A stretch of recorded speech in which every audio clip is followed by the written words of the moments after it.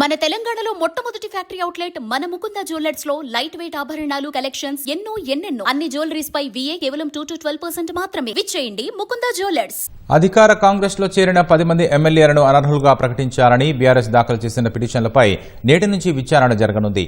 ఉదయం 11 గంటల నుంచి విచారణ మొదలు కానుండటంతో అసెంబ్లీ ప్రాంగణంలో ఆంక్షలు విధించారు. విచారణకు హాజరు కావాల్సిన ఎమ్మెల్యేలు, పిటిషనర్లు, వారి న్యాయవాదులు మినహా మీడియాతో సహా ఎవరికీ అనుమతి లేదని శాసనసభ కార్యదర్శి తెలిపారు.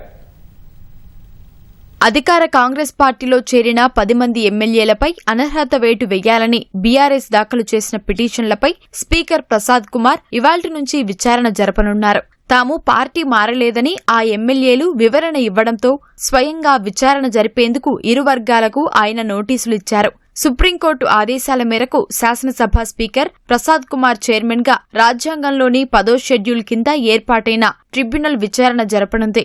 ఇవాళ వచ్చే నెల 1న 4 ఎమ్మెల్యేలు ప్రకాష్ గౌడ్, కాళి యాదయ్య, గూడెం మహిపాల్ రెడ్డి, బండ్ల కృష్ణమోహన్ రెడ్డిపై దాఖలైన పిటిషన్లపై స్పీకర్ విచారణ చేయనున్నారు. ఫిర్యాదు చేసిన కల్వకుంట్ల సంజయ్, చింతా ప్రభాకర్, పల్లా రాజేశ్వర్ రెడ్డిలను స్పీకర్ క్రాస్ ఎగ్జామినేషన్ చేయనున్నారు. అక్టోబర్ 1వ తేదీన పిటిషనర్ల తరఫు న్యాయవాదులు ఆరోపణలు ఎదుర్కొంటున్న ఎమ్మెల్యేలను క్రాస్ ఎగ్జామినేషన్ చేయనున్నారు.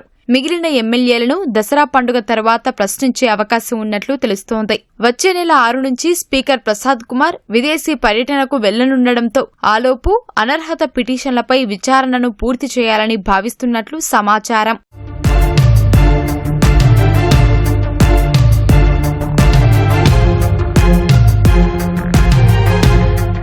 సభాపతి విచారణను దృష్టిలో ఉంచుకుని అసెంబ్లీ ప్రాంగణంలో ఆంక్షలు విధించారు. ఇవాళ్టి నుంచి అక్టోబర్ 6 వరకు ఆంక్షలు అమలులో ఉంటాయని శాసనసభ కార్యదర్శి వి నరసింహాచార్యులు ప్రత్యేక బులెటిన్ విడుదల చేశారు. ముందస్తు అనుమతి లేకుండా సందర్శకులకు అనుమతి లేదని పేర్కొన్నారు.